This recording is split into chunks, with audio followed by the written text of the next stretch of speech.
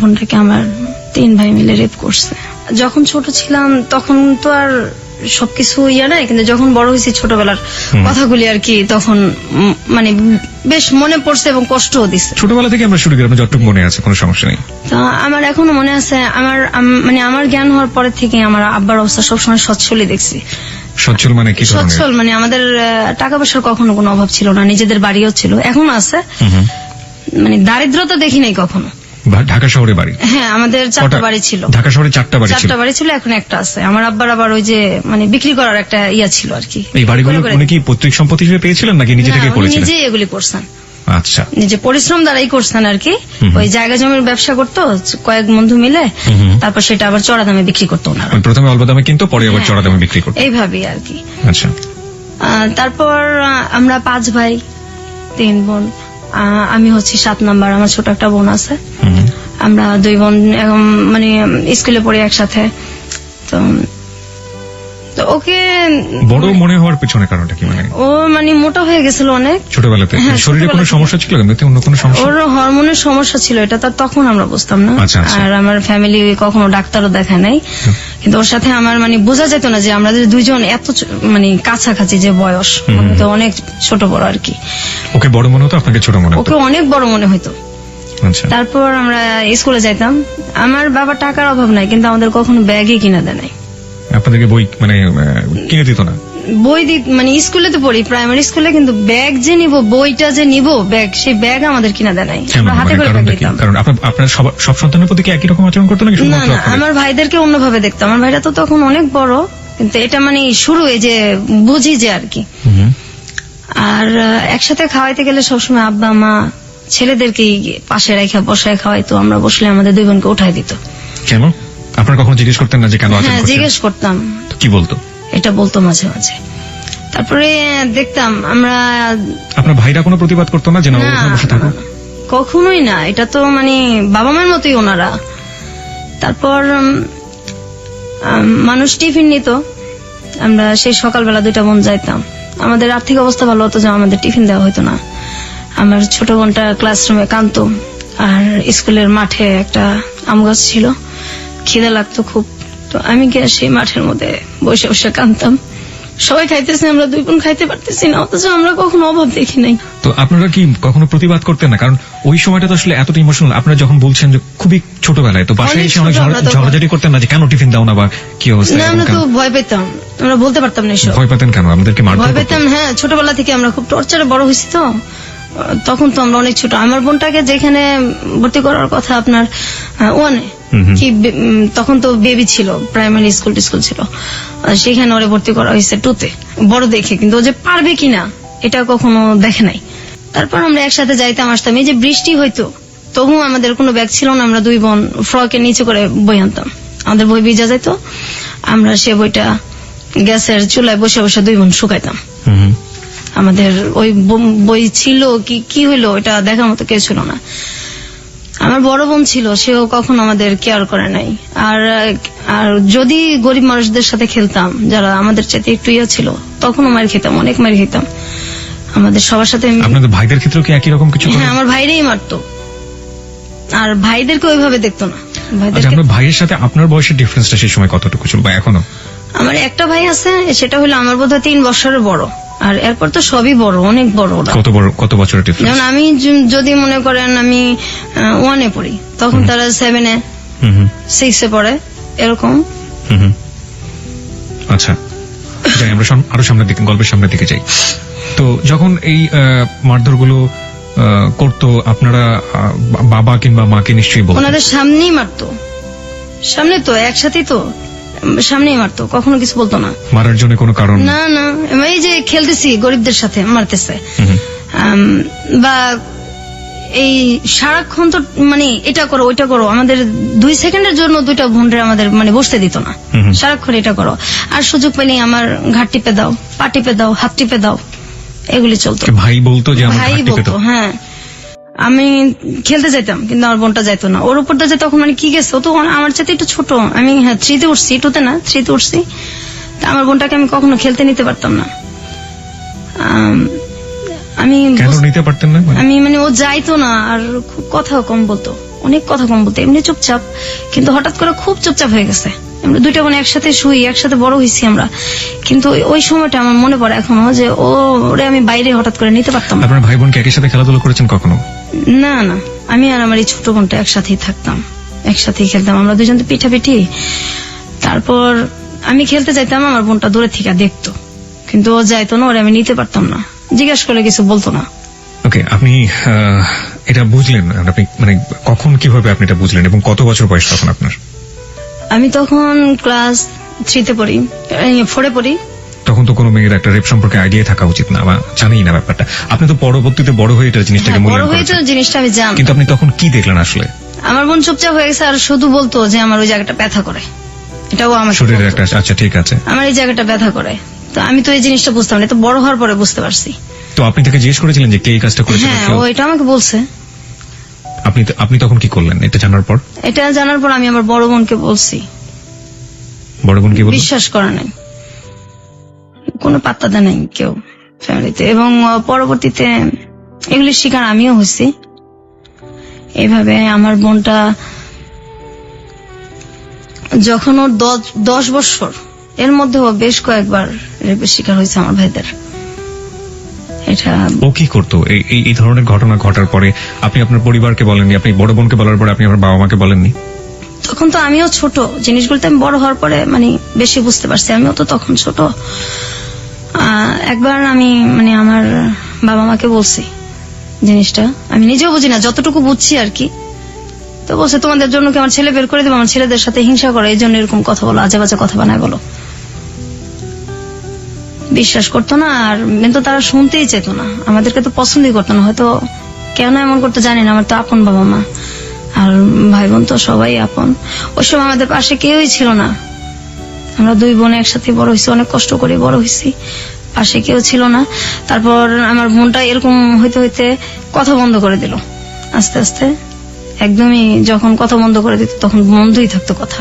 কতদিন বন্ধ থাকতো? 2 মাস 3 মাস বন্ধ থাকতো কথা, অনেক মারলেও কথা বলতো না, কারোর সাথে কথা বলতো না, কারোর সাথে কথা বলতো না। আবার যখন বলতো তখন হয়তো কিছুদিন বলতো, এরপর আবার বন্ধ। তারপর ও হঠাৎ করে বিছনায় প্রস্রাব করতো, এটা ওর একদম আগে ছিল না, তারপর হঠাৎ করে এটা হয়েছে। ওর এই যে মানে ডাক্তার দেখানো দরকার সেটা কেউ দেখাইতেছে না। তারপর ও চিল্লাচিল্লি করতো, খুব কষ্টে চিল্লাইতো, এগুলি বলতো। সেটার ওকে সাপোর্ট দেওয়ার মতো তো কেউ ছিল না, আর আমিও ছোট। তারপর ওই যে ভিজা কাঁথা এগুলির ওইভাবে উল্টায় রাখতো, আবার ওইটার মধ্যে এসে শুতো। এত শীত। আপনার মা কি করতেন? আমার মা কখনো আমাদের কেয়ার করে নাই, আমরা যদি কষ্ট পাই বলতাম। আমার মা একটাই কথা, আমার ছেলেদের সাথে হিংসা করো, তোমাদেরকে কি ভালোবাসি না, ভালোবাসা কি বড় করতেছি না, এই ভালো এরা কি ভালোবাসা আপনাদের 2 নজরে দেখতেছেন, আমাদেরকে এত কষ্ট দেন, আমরা কোথায় যাবো, আমাদের তো কেউ নাই, আপনি আমার ভাইদেরকে একভাবে দেখেন, আমাদের 2টা বোনকে একভাবে দেখেন। কিন্তু আমার বড় বোনকে ওনারা এইভাবে বড় করে নাই, আমার বড় বোনকে ওনারা অনেক ভালোবাসা বড় করছে। আমাদের 2 বোনের বেলায় এরকম হয়েছে। তারপর আমার বোনটা যখন ক্লাস 5-এ পড়ে, 5-এ পড়ার পরে একদমই বিছানায়, প্যারালাইজ না, কিন্তু বিছানার মধ্যে গোসলও করতে পারে না, হাঁটতেও পারে না, নিজে হাতে খাইতেও পারে না। এখনো ওকে আমার বড় ভাবি খাওয়াই দেয়, গোসল করায় দেয়। আর তখন আমার বড় ভাবিটা তখন এরকম ছিল না, পরে আস্তে আস্তে মানে আমার মায়ের চাইতে বেশি ভালোবাসে। আমরা মেন ট্রিটমেন্টে যায়নি যে সময়টা এরকম হলো? না, আপনার পরিবার ট্রিটমেন্টে যায়নি? না, কখনোই না, কোন ধরনের ট্রিটমেন্ট করে না, কখনোই করে নাই। তো ও তো অসুস্থ হয়ে পড়লো 93 সালে। This track was downloaded from FusionBD.com. 93 সালে একদমই বিছানায় পড়ে গেল। তখন ওর বয়স কত? তখন ওর মনে হয় কত হবে, 93 ও ক্লাস 5-এ পড়ে। আচ্ছা, বয়সটা ওটাই কি ও শেষ পড়া ছিল? পরের পড়াশোনা করতে না, হয়? এরপর তো একদম বিছনায়। আচ্ছা, একদম নিজে খাইতে পারে না, নিজে গোসল করতে পারে না, বিছানা থেকে ওরে ধইরা উঠাইতে হয়। কিন্তু ওর ভিতরে তো এই কষ্টগুলির কারণে ও আর কি এরকম হয়ে গেছে। তার মধ্যে ওর প্রচন্ড মোটা হয়ে গেছে। তো একবার ডাক্তার দেখানো হয়েছে, ডাক্তার বলছে ওর মানে ওর শরীরে হরমোন অনেক বেশি। আর যেটা হলো যে ওর খুব মাথা ব্যথা করতো, ওর যখন মানে কান্নাকাটি করতো তখন আমার বাবা মার কাছে আসতো না, কিন্তু আমাদের পাশের সব মানুষ চলে আসতো। এত রাত্রে এইভাবে কে কাঁদে, পাশের বাসার অনেক লোকজন চলে আসতো, কিন্তু আমার বাবা মা পাশের রুমে থাকতো, ওনারা কোনোদিন আসতো না, আইসা কখনো পাশে বসতো না। তারপর আমার বোনটা যখন একদম পড়ে যায় অসুস্থ অবস্থায়, তখন আমার এই ভাবি ওরে এই শুরু করে টানা আর কি। আমার ভাবিটা এমন দিন গেছে যে আমার মানে দুধ জাল দিচ্ছে, ছেলেদেরকে খাওয়াইতো, আমার মা বাবা খাইতো, কিন্তু আমাদের দুই বোনকে কখনোই দিত না। এই দুধ যে মানে খাওয়াটা, আমাদের বাসায় সবসময় দুধ রাখতো, আমার ভাবি আমাদেরকে খাওয়াই মেন। আমরা ভাবির কাছ থেকে এটা শিখি, আর মায়ের ভালোবাসাটা আমার বড় ভাবেই দিছে আমাদেরকে। পরবর্তীতে আমার সেজো ভাবি আসছে, উনিও এখন আমাদের আদর করে, কিন্তু আমার বোনটা এখন অসুস্থ। আমার বাবা আমার বোনটার কখনোই চিকিৎসার কথা বলে খুব রাগারাগি করে। একবার কিভাবে যেন অনেক ঝগড়ার পর আমার বোনটাকে ডাক্তার দেখানো হয়েছে। তো ওই যে ডাক্তার উনি বললো যে হরমোন বেশি, এটা ট্রিটমেন্ট আমি করব, আর ওর সিটি স্ক্যান করা হয়েছে, ওর মাথায় কোনো সমস্যা নাই, ওর মেন হলো তোমার মানসিক ডাক্তার দেখাতে হবে। এটা দেখাইলে তারপর ধীরে ধীরে যদি ঠিক হয়, এর মধ্যে এছাড়া ওর কোনো আর ইয়া নাই। তো চিকিৎসাটা মনে হয় 2-3 বছর চলছে। তারপর আমার এক ভাই বলছে না ওকে পাগল নাকি, ওর মানসিক ডাক্তার দেখানো লাগবে। তারপর ও এখনো যদি মাথা ব্যথা করে, এখনো কথা বলে না, 2 মাস 3 মাস কথা বন্ধই থাকে। ওর বয়স কত এখন? এখন ওর বয়স তো আমার 2 বছরের ছোট, ওর 28-27 এরকম চলে। ঈদ আসলে নতুন কাপড় ওরে দেওয়া যায় না, পড়ে না? না। ও কি করে? ও মানুষের সাথে কথা মানে মানুষকে দেখলে ও কি করে? খুব ভয় পায়। আত্মীয় স্বজন বাড়িতে আসলে ও বাথরুমে গিয়ে লুকায় থাকে ঘন্টার পর ঘন্টা বের হয়। আপনি বলছিলেন যে আপনি ফার্স্ট টাইম জানলেন যখন আপনি ক্লাস 4 এ পড়েন, তখন সে তার ভাইদের দ্বারা রেপ, এবং এটা কি ওই একবারই ছিল নাকি পরবর্তীতে না, আরো হয়েছে? ওকে অনেকবারই করা হয়েছে রেপটা। আমরা এই গল্পে ফিরবো, তবে তার আগে একটা বিরতি আছে। বিরতির পর শ্রোতা যারা শুনছেন তাদের উদ্দেশ্যে আমরা বলতে চাই, আমরা ফিরে আসছি আজকের হ্যালো 8920 গল্পতে, এবং সবকিছু আসলে জীবনের গল্প, জীবনে সবকিছুই সম্ভব, এবং যা হয়েছে আজকে তা আসলে অসম্ভবের চেয়ে অসম্ভব। এই অসম্ভব গল্প আপনাকে শেষ পর্যন্ত আমরা বলতে চাই, এবং বলার পর এটা আসলে একটা মেসেজ। আমাদের পরিবারে নারীরা কিভাবে নির্যাতিত হন নিজের মানুষের দ্বারা, নিজের একেবারে রক্তের সম্পর্কের মানুষের দ্বারা, সেখানেও যে আসলে নারীরা অনেক সময় নিরাপদ না, সেটাই আমরা আজকের গল্পে তুলে ধরার চেষ্টা করছি। আমরা ফিরবো বিরতির পর, আশা করছি আমাদের সঙ্গেই থাকবেন। আরেকবার নাম্বারটি মনে করে দিতে চাই, 91156689115668। এটা হচ্ছে আমাদের নাম্বার, এখানে ফোন করতে পারেন আপনি। ফোন করার পর আপনি আপনার নাম এবং সেল নাম্বারটি বলবেন, তারপর আপনার যা বলার আছে আপনি বলবেন। এছাড়া ফেসবুকে আমাদের একটি পেজ রয়েছে, সেখানেও আপনি যোগ দিতে পারেন, আপনার অভিমত জানাতে পারেন। ফেসবুক পেজটি হচ্ছে facebook.com/hello8920, হ্যালো বানানে ডাব্লিউ নেই। সংবাদের আগে আমরা ছোট করে আবারও ফিরেছি, এবং একটু পরেই সংবাদ রয়েছে। আমার মনে হয় যে আপনি বোধহয় একটু নার্ভাস ফিল করছেন বিথি। আসলে কি একটু নার্ভাস? শরীরটাও আপনার তেমন একটা ভালো না, আপনি বোধহয় একটু নার্ভাস ফিল করছেন। নার্ভাস ফিল করার আসলে কিছু নেই। আমরা মনে করি সবচাইতে জীবনে ঘটে যাওয়া ঘটনাগুলো, আপনি আজকে বয়স যদি আমি ভুল করে না থাকি, যেহেতু আপনার বোনের চেয়ে 2 বছরের বড়, 30-এর কাছাকাছি আপনার বয়স। 30 বছর ধরে আপনি যে কষ্টটা বয়ে চলেছেন, এবং সেই কষ্টগুলো আজকে আপনি আমাদের এবিসি লাখো শ্রোতার কাছে ভাগাভাগি করতে এসেছেন। নিশ্চয়ই আপনার একটি উদ্দেশ্য আছে, সেটা আমরা অনুষ্ঠানের শেষের দিকে জানবো। এবং এই যে এত কষ্ট করে বুকের মধ্যে লালন করে চলেছেন, এবং এমন কষ্ট যেটা আসলে কার কাছে কি আপনি আপিল করবেন, কার বিরুদ্ধে আপনি আপিল করবেন? আপনার অনুভূতিগুলো কি ঠিক এরকম না যে ভাইয়েদের কাছ থেকে? আপনি আপনার বোনের কথা বলছিলেন, আপনার নিজের ক্ষেত্রেও কি এরকম ঘটেছে? অবশ্যই। একই বয়সে আপনার ক্ষেত্রে এরকম ঘটেছে? হ্যাঁ, আমার একই বয়স হয়েছে, আবার আমার পরেও হয়েছে, কিন্তু পরে ওর হয় নাই আর কি। তো আমি যখন 2তে পড়ি, তখন আমার ভাই একটা আমাকে ডাক দিয়ে বলতেছে যে এই ঘরে আসো, ওই 1 গ্লাস পানি দিয়ে যাও। তো ছোটবেলা থেকেই খুব ভয় পেতাম। কোন ভাই আপনার? এটা আমার সেজো ভাই। একজনই? একজন আর কি। ডাক দিতেছে, তো আমি গেছি পানি নিতে। তারপর এটা তো আসলে তখন বুঝি নাই, বড় হয়ে বুঝতে পারছি। তখন ক্লাস 2তে পড়েন? 2তে পড়ি। তারপর আমি পানি দিতে যাওয়ার পর আমার ভাই আর কি দরজা আটকায় দেয়, জানলা আটকায় দেয়, আমার মুখ চাপা ধরে, এবং তার ধারে আমি রেপ হই আর কি। তো এটা আমি বাসায় জানাইছি, ওই সেম কথাই। এমনি পাড়ার লোকজন, আপনারা যে পাড়ায় বসবাস করতেন, তারা আপনার ভাইদেরকে কিভাবে চিনতো, মানে কেমন মানুষ হিসেবে চিনতো? আসলে আমাদেরকে তো বাহিরে কম যাইতে দিত, খেলতেও কম দিত। আপনাদের 2 বোনকেই? হ্যাঁ, খেলতেও কম দিত, বাইরে যাইতে দিত কম। তারপর আমি যখন এরকম হয়েছি হওয়ার পরে আমি কিছুদিন স্কুল যেতে পারি নাই। তো আমি খুব কান্নাকাটি করতেছি, মানে আমি কি বলবো, কাকে বলবো। তা আমি বাসাতে বলছি, এই কথা শুনছি, স্কুল যাইতে পারি নাই।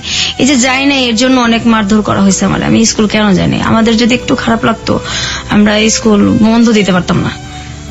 তারপর আমার বোন যদি পড়তে না চাইতো, যে একদিন খারাপ লাগতেছে পড়তে পারতেছে না, ওরে মানে ফ্ল্যাটের ওই মাথা থেকে একদম এই মাথা পর্যন্ত আমাদের মানে পড়ার ঘরটা চুলের টাইনা টাইনা তারপর হেঁচড়ে নিয়ে আসা হতো। কে করতো এটা? এটা আমার মেজবাই করতো, এটা আমাদের স্যারের সামনেই করতো। আচ্ছা, আমরা গল্পের বাকিগুলো শুনতে চাই সংবাদের পর। রাত 12টার সংবাদের পর আমরা আসলে এই গল্পের শাখা প্রশাখা সবগুলোই জানার চেষ্টা করবো। আশা করছি আমাদের সঙ্গেই থাকবেন, সংবাদ পর্যন্ত অপেক্ষা করুন, তারপরে গল্পের মূল জায়গাগুলোতে আমরা যাব। হ্যালো 8920, আপনি শুনছেন এবিসি রেডিও FM 90.2। আশা করছি সাথেই থাকবেন। Hello 8920. আর একবার স্বাগত হ্যালো 8920-তে। সংবাদের পর আমরা ফিরে এসেছি আমাদের অতিথি নিয়ে। আজকে আমাদের সঙ্গে আছেন বিথি। বিথি তার ছদ্মনাম বলবো আমরা আসলে গল্পের প্রয়োজনে ব্যবহার করছি, তিনি তার নিজের নামটাকে গোপন করেছেন। এবং আমরা আরো একবার বলে নিতে চাই, আজকের এই গল্পটি একটি বাস্তব গল্প, জীবনে ঘটে যাওয়া গল্প। এবং আমরা মনে করি যে কোনো সমস্যাই সেটা সমস্যাই থেকে যায় যদি সেটা গোপন রাখা হয়। এবং আসলে আমি বিথিকে শেষের দিকে জানতে চাইবো যে আসলে 30 বছর ধরে যে দুঃখটা আপনি গোপন করে রেখেছেন সেটা আপনি কেন আজকে আমাদের সাথে শেয়ার করতে আসলেন, এবং শেয়ার করলে যেটা সমাধান হয়ে যাবে ঠিক তা না, তারপরেও তিনি আমাদের কাছে এসেছেন। কারণ আমরা বিশ্বাস করি হ্যালো 8920 হচ্ছে মন খুলে কথা বলার প্ল্যাটফর্ম। জীবনের যে কোনো গল্প সেখানে বলা যেতে পারে। বিথি, আমরা সংবাদের বিরতিতে যাওয়ার আগে আপনার কাছ থেকে জানছিলাম যে কিভাবে আপনারা ফ্যামিলিতে অ্যাবিউজ হয়েছেন এবং আপনার ভাইরা যেটা করেছে এবং আপনার বাবা মা সেখানে কোনো ধরনের কোনো ভূমিকাই নেয়নি। আপনি আপনার বোনের কথা বলছিলেন, আপনার বোন। তা আমার বোন তো এই যে এরকম হলো, তারপর আমার বাবা মা তো কোনো কেয়ারই নাই, অসুস্থ হয়ে পড়লো। কিছুদিন ওর চিকিৎসা চলার পর আমার ভাইটা যখন বললো তখন তো চিকিৎসা বন্ধ হয়ে গেছে। বন্ধ হয়ে যাওয়ার পরে তো মানে আমিও এটা নিয়ে অনেক ঝগড়া করছি, আমার ভাবিরা করছে। এবং আমার যে বড় ভাইটার পরে যে মানে আমার যে সেজো ভাইটা, ওই ভাবিটার দেশের বাড়ি হচ্ছে চাঁদপুর, ওনার 2টা বাচ্চা আছে। ওনার হাজবেন্ড আমাদের সাথে সেম কাজটাই করছে। আমার ওই ভাইটা তখন 9-এ পড়ে, ও তখন বড়। আর হাজবেন্ড মানে হচ্ছে আপনার ভাইয়ের বাইরেও? না, আমার মানে বড় ভাইয়ের পরে যে ভাইটা বিয়ে করছে আর কি, একটা গ্যাপ মাঝখানে ভাই, তারপরে যে ভাইটা বিয়ে করছে ওই ভাবিটা ভালো। ওই ভাবিটার হাজবেন্ড যে এরকম করছে সেই ভাবিটাও জানে। আচ্ছা আচ্ছা, উনি আমাদেরকে বেশ সাপোর্টও দিছে। উনি ওনার হাজবেন্ডকে কখনো জিজ্ঞেস করেছেন আপনার জানা মতে যে তুমি ধরনের কাজ কেন করেছো? না, এটা বলতে সাহস পায় না, খুব ভয় পায় ভাবি। ওনারা কি মারধর করেন বউদেরকে? না, ওরকম তো কখনো দেখি নাই।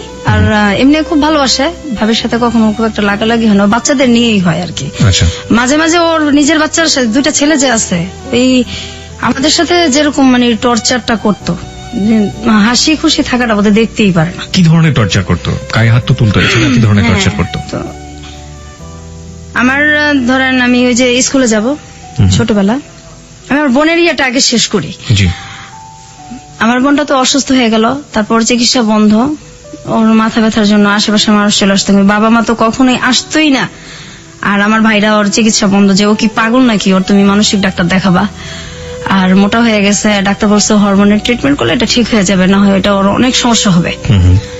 আমার বাবা বলছে এগুলি কোনো কিছু নাই, মোটার জন্যই সমস্যা সব। এবার আমার ভাইরাও এটাই কথা। আর আমাদের সংসারটা তাই হয় যা আমার ভাইরা বলে আর কি। আমাদের কোনো ভ্যালু নাই, আমরা 2 বোন কোনো ব্যাপারে কোনো মন্তব্য দিতে পারি না। আর আমাদের যেভাবে চালাবে ওইভাবেই। আমার বাবা টাকা নাই, কিন্তু আমার 2 বোনের যে কাপড় চোপড় গায়ের এটা কখনো মানে দিত না, কাপড়েও আমাদের খুব কষ্ট দিত। আর আমাদের কোথাও যে চিড়াখানা বা বাচ্চাদের যে ঘোরার যে জায়গাগুলি, ঈদ আসতো বা এমনিতে আমাদের কোথাও কেউ নিয়ে যায় নাই কোনোদিন, আমার আব্বাও না। আমরা এগুলি ছোটবেলা দেখি নাই চোখে, কখনোই না। ঢাকা থেকে এগুলি আমরা কখনোই দেখি নাই। তারপর কাপড় চোপড় যদি কোথাও যাইতে হতো, আমার এখনো মনে আছে, আমরা একটা জায়গায় যাব, তো আমাদের কোনো কাপড় নেই, আমাদের পাশের বাসার একটা মেয়ের কাছে গিয়ে আমার জামা চায় নিয়ে আসতে হয়েছে। অথচ আমার আব্বার কিন্তু টাকা আছে, কিন্তু কাপড় চোপড় এত কষ্ট দিত যে মানুষের কাছে গিয়ে আমাদের টাকা চায়, কাপড় চায় নিয়ে আসতে হইতো। অসুখ হলে ডাক্তারও দেখাইতো না। আমাদের ছোটবেলা টাইফয়েড হয়েছে, পরে ডেঙ্গু জ্বরও হয়েছে আমার, ডাক্তার আমার আব্বা দেখেন, আমার গলার চেন বিক্রি করে আমার চিকিৎসা করা লাগছে। আমার ছোট বোনেরও সেম অবস্থায়, ওর মাঝে মাঝে পা ফুলে যায়, একদম পা ফুলে, গাল টাল ফুলে যায়, খুব কান্নাকাটি করে। আমার আব্বার কোনো খারাপই লাগে না। আর আমার আব্বার কিন্তু একটু বাইরের মহিলাদের প্রতিও আছে, দুর্বলতা আছে, আসা যাওয়াও আছে। আমরা যখন খুব ছোট, আমার মা আর আব্বা দুজনেই কিন্তু মানে মরিদ হয়েছিল। আমাদের বাসায় গান হইতো, পীরের মরিদ গান বাজনা হইতো, আমরা এটা পছন্দ করতাম না। তখন খুব আমার মা মানে কোনো কিছু নিয়ে যদি রিয়াক্ট করতাম খুব গালাগালি করতো, আব্বাও সেম, আর ভাইরা তো আছেই। আমাদের বাসায় অনেক লোকজন আসা যাওয়া করতো, এটা আমরা কখনোই পছন্দ করতাম না। আমার ছোট বোনটার জন্য খুব খারাপ লাগতো, ওর কাপড় চোপড় তো কখনো পড়তে চেত না, আর তখন থেকে আত্মহত্যার খুব চেষ্টা করতো। আমি গাছ লাগানোর খুব শখ ছিল আমার, ওই এন্ডিল গ্রাম থেকে নিয়ে আসছি, ধান খেতে দেয়, সেটাও মুখে নিছি, মরে যাবো। এই আপনার বোন আত্মহত্যার চেষ্টা করেছে, এটা আপনি কিভাবে জানলেন? হ্যাঁ, একদিন ওই ইঁদুরের বিষ আনা হয়েছে আমাদের বাসায়, তো সেটা পাওয়া যাইতেছে না। তারপর ওর ড্রয়ারে গিয়ে আমরা ওইটা দেখছি, আর পরে দেখছি যে ও বিছনার মধ্যে একদম কেমন করতেছে, মানে খাওয়ারও বেশ একটা চেষ্টাই করছে, খাইতে পারে না, ওইটা আমরা ফালাই দিছি। আরেকদিন ফ্যানের সাথে চেষ্টা করতেছে, দরজা আটকায় ওনা টোনা বাইন্ধে ফেলছে। তারপর দরজা জোরে আমার বড় ভাবি, ভাস্তি সবাই মিলে আর কি ভাঙ্গা হয়েছে। তারপর আত্মহত্যা করতে পারে না সেদিন, এখন ওই চেষ্টাটার মধ্যে আছে। ওকে এখন পুরোপুরি মানসিক রোগী? একদম মানসিক রোগী। ও মানুষ দেখলে ভয় পায়। কি করে ও মানুষ দেখলে? এই যে বাথরুমে ঢুকে যায়, তারপর এত গরম, এই গরমের মধ্যে কাঁথা মুড়া দিয়ে শুয়ে থাকে। কিসের? আপনার ভাইদের সামনে কখনো যায়? বা ভাইরাও এক বাড়িতেই তো, সামনে পরেই আর কি, মানে উদ্ভট আচরণ করে? কথা হয় না, খুব একটা কথা হয় না, আর তো সহ্য করতে পারে না, মানে রিয়েক্ট তো এখন আর হয় না, করে কি করবে, কোথায় যাবে? আমি জোরে নিয়ে আসবো, আমার যে ছেলেটার সাথে এখন বিয়ে হয়েছে, ওটা তো আমি, আমার বোনকে তো আমি একসময় আনতেই পারবো, কিন্তু চিকিৎসা যে আমি করবো সেই অ্যাবিলিটিটা আমার এখন নাই। আপনার বাবার তো অনেক টাকা আছে, তারা সে এখন পর্যন্ত চেষ্টা করছেন না, তারা করবেও না। আমার আব্বা বলছে আমি যে কদিন বাচ্চা আছি এভাবেই চলুক, আমার চিকিৎসা আমি করতে পারবো না। আমার একটা ভাই আছে, হয়তো সে মাস্তানি টাস্তানি একসময় করছে, আমরা ছোটবেলায় দেখছি, আমি যখন 6-এ পড়ি, 6-7-এ পড়ি, সে রাত বিরাত বাসায় আসতো 3টা-2:30। আমার আব্বা কোনোদিনও কিছু বলতো না, তো ওই দরজাটা গেটটা আমার খুলতে হইতো বেশিরভাগই। বাসায় যদি পুলিশও আসতো আমারই খোলা লাগতো, না খুললেও সমস্যা আছে, না খুললেও থাপড়াইতো দুইটা। তো ওরে এই যে জেলখানায় যাইতো বা থানায় যাইতো, এক রাতে আমার ছেলেটা মারবো, ব্যথা পাইবো, 40,000 টাকা দিত রাত্রে, 50,000 টাকা দিতে এক রাতের জন্য থানায়, আমার ছেলেটা যাতে না মারে। তো ছেলের জন্য এত কষ্ট লাগতেছে, একদিন থানায় থাকবে, মেয়েদের জন্য কষ্ট লাগে না। তারপর আবার ছোট নিয়ে আসতো লাখ লাখ টাকা দিয়া, অথচ আমার বোনটার চিকিৎসা হয়ে যায় এই টাকা দিয়া। করবে না, কষ্ট লাগে না, মায়া লাগে না, কি করবে? ক্লাস 8 পর্যন্ত আপনাকে এই দুর্ঘটনা সহ্য করতে হয়েছে। আপনার মা তখন বেঁচে ছিলেন? হ্যাঁ, আমার মা মারা গেছে, যে 4 বছর হয়েছে। ক্লাস 8-এ যখন আপনার লাস্ট এই ঘটনাটা ঘটলো, আপনি আপনার মাকে বলেছিলেন? হ্যাঁ, বলছি। মা কি বলেছিল? তুমি মিথ্যা কথা বলো, সারা জীবন আমার এই ছেলে নামে এসব বদনাম করো, ওকে বেশি ভালোবাসি, সহ্য করতে পারো না, এগুলো কি বলো? তারপর আমার আব্বার ওইখানে গেছে, আমি তো কাঁদতেছি। তারপর গেছে, যাওয়ার পরে একটু পরে দেখি আমার আব্বাও খুব চিল্লাচিল্লি করতেছে, কি আমি কি 2 মেয়ের জন্য কি এসব কথা কয়? আমার 2 মেয়ের জন্য কি আমি আমার ছেলেদেরকে বাসা থেকে বাইর করে দিব নাকি? আপনার বাড়ির আশেপাশের লোকজন জানতো না এই ধরনের ঘটনাগুলো ঘটে? না। আপনার কখনো মনে হয়নি আপনি পুলিশে যাবেন, পুলিশে গিয়ে বলবেন? হ্যাঁ, এরকম মনে হইতো, কিন্তু যখন মনে হইতো যে বললাম ঠিক আছে ধরে নিল, বের হয়ে আমাকে যখন কিছু করবে, তখন আমি কোথায় যাব? আমার তো যাওয়ার জায়গা নেই, আমি যাব কোথায়? আমার বাবা মাই তো আমার নাই, তো আমি এখানে কোথায় যাব? কোনো জায়গায় তো নেই যাওয়ার। তারা মাঝে মাঝে বলতাম আমাদেরকে মাইরা ফেলেন বিষ খাওয়া। ধরেন আমি রেডি হইতেছি স্কুলে যাব, ওই সময় আমার ভাইটাকে বলতেছে, ম্যাক্সিমামই কি করতো আমাদেরকে, যেগুলো আমরা ছবিতে দেখি, ওই আমার হাত টিপা দাও, পাও টিপা দাও, মাথাটা টিপা দাও, তো যাইতাম না। আমার মাই বলতো, এই ডাক্তারছে যাস না কে, বড় ভাইটাকে যাস না কে, যাইতাম না। তখন রাগারাগ করতাম, কিন্তু লাভ হইতো না, মারি খেতাম, অনেক ভয়ে চলে যেতাম। তারপরে একদিন এরকম হয়েছে, স্কুলে যাব, ওই সময় আমার ভাই, আমি ড্রেস পরা আর মাত্র আধ ঘন্টা আছে আমার স্কুলের সময়, তখন ডাক দিয়ে বলতেছে এই হাত পাত। তো আমি হাত পাইতে দাঁড়াই আছি। তারপর আমার ভাই কমলা খাইতেছে আর খোসাগুলি আমার হাতে দিতেছে। আমি তো দাঁড়াইতেছি যে দেরি হলে ওদিকে ম্যাডামের মার খাবো স্কুলে, আর কিছু বলতেও পারতেছি না। এটা আমার মা তখন পাশেই, আমার ভাইয়ের পাশেই আমার মা খাটে বসে আছে। আমি বলতেছি আমি কি স্কুলে যাবো না? আমার হাতের মধ্যে আপনি কমলার খোসা রাখতেছেন, আমি স্কুলে যাবো, আমার স্কুলের সময় যাইতেছে গা। ঠাস ঠাস করে আমার গালের মধ্যে জ্বর দিছে। এই বড় ভাইয়ের উপরে কথা কস, তোর দাঁড়ায় থাকতে বলছি, তুই দাঁড়ায় থাকবি, এত কথা কস কি লিগা? তখন ম্যাডাম কি করবো না করবো। তারপর সেদিন রাত্রেই আমার মা মাজারে গেছে, আমার বড় ভাবি তাদের রুমে শুইতো দোতলায়, আর নিচে আমরা শুইতাম। ওদিন আমার ভাইটা আমাকে ঘুমন্ত অবস্থায় ধর্ষণ করে আর কি, রেপ করে। তো এটা পরের দিন জানানো হয়েছে। ওই একই অবস্থা, কোনো রিয়াকশন নাই। কোথায় যাব? আমাদের তো কোনো যাওয়ার জায়গা নাই, সহ্য করেই থাকতে হয়েছে, বাঁচতে হয়েছে। আপনার বোনের ক্ষেত্রে এই ধরনের ঘটনা, আপনার ক্ষেত্রে সর্বশেষ ঘটেছে ক্লাস 8 অবস্থায়, আপনার বোনের ক্ষেত্রেও কি এই? না, আমার বোন যখন ওই যে 5-4 পর্যন্ত, তারপর তো একদম বিছনায় পড়ে গেল। এরপর আমরা একটু বড় হইলাম, একসাথে থাকি। আমার বড় ভাবিটাও তখন একটু ইয়ে হয়েছে। আমরা আবার এরকম হয়েছে যে আমরা তো নিচতলা আর দোতলা এরকম ছিল, স্কুল থেকে আসছি কাপড় চেঞ্জ করব। আচ্ছা, আপনার পড়াশোনা কতদূর পর্যন্ত হয়েছে? আমি ইন্টার্ন পরীক্ষা দিচ্ছি, এক সাবজেক্ট খারাপ করছি, পরে আর দেওয়া হয় নাই। আমি এ পর্যন্ত তো গেল। তারপর 9-এ উঠলাম। 9-এ ওঠার পরে আমার ওই সময় থেকেই আমার আব্বা পড়ার খুব কষ্ট দিত। বই দিত না, বই দিলে খাতা দিত না। তারপর অনেকদিন ঘুরাইতো, ম্যাডাম স্যারদেরও মার খেতাম, হইতো না। আর স্যার আমি যখন ক্লাস 6-এ উঠছি তখন পর্যন্ত আমার স্যার, এরপর আর আমাদের স্যার রাখে নাই। যখন আমি 8-এ 9-এ উঠলে তো আর নিজে থেকে পড়া যায় না, অঙ্ক ইংলিশ এগুলি তো লাগেই। তো পড়া না পারলে মারি খেতাম, বাসায়ও মারি খেতাম, আর পড়া না পারলে স্যারদের কাছেও মারি খেতাম। তো যে আমার ক্লাসের যেসব মেয়েদের সাথে সম্পর্ক ছিল, ওদের ভাই ছিল। তো ভাই শব্দটাকেই ঘৃণা করি। যাদের ভাই ছিল ওদের বাসায় আমি কখনো যাইতাম না। আর যাদের দেখতাম ওর বাবা মা বেশি আদর করে, ওখানেও যাইতাম না, কখনোই যাইতাম না। ভালো লাগতো না যাইতে, সহ্য হইতো না। তারপর আমার তো স্যার নাই, আমি সবসময় মারি খেতাম। আমি ক্লাস 9-এ আমার অঙ্ক খারাপ হয়েছে, ওই মেয়েদের কাছ থেকে দেখে দেখে ভেবে পরীক্ষা দিছি। অঙ্ক যখন খারাপ হয়েছে তখন আমি বাসায় আসছি, যে ম্যাডাম বলছে গার্জিয়ানদের সিগনেচার নিলে উঠাই দিবে, আমার অন্য সাবজেক্ট গুলি খুব ভালো,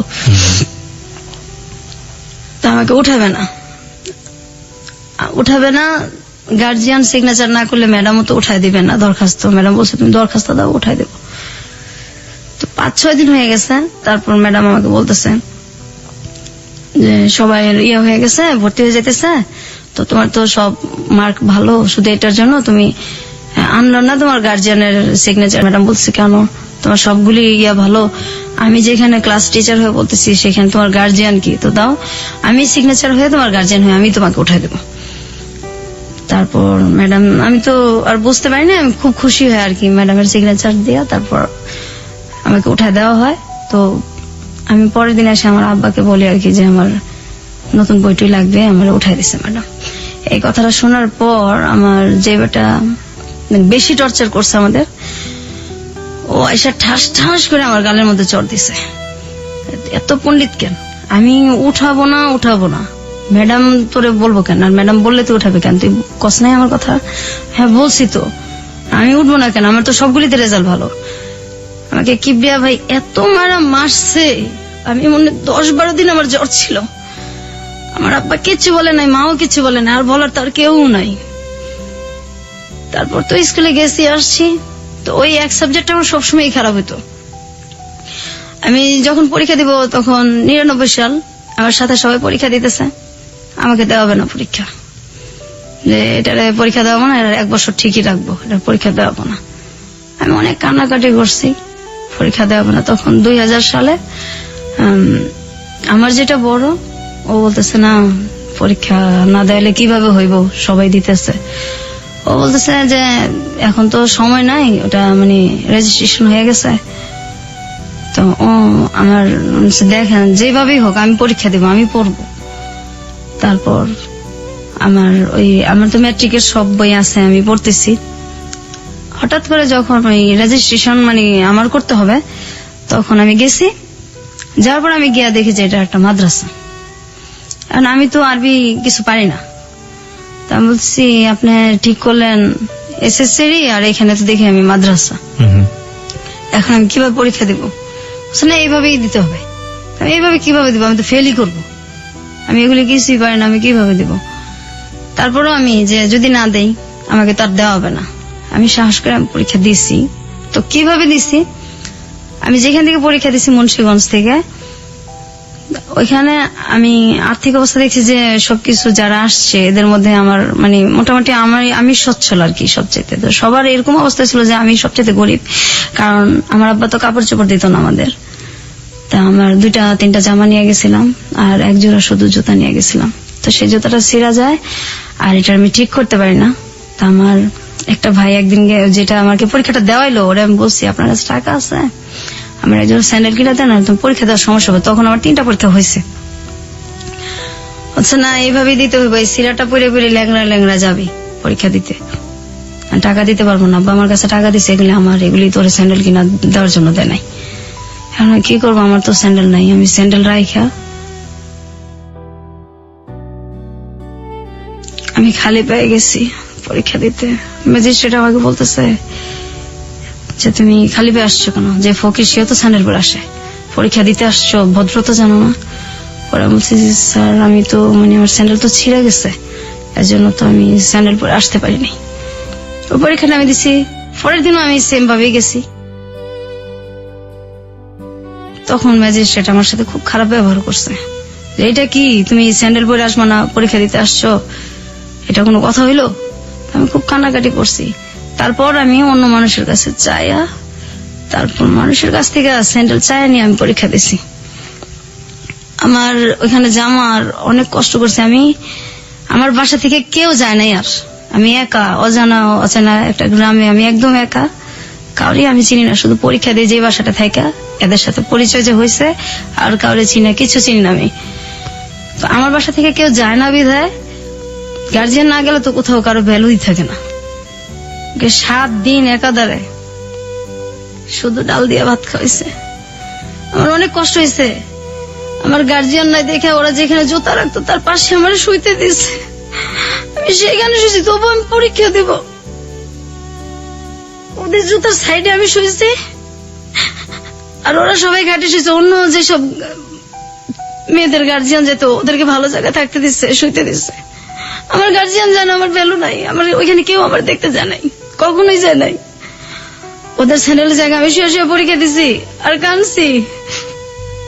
তারপর আমি পাশ করছি।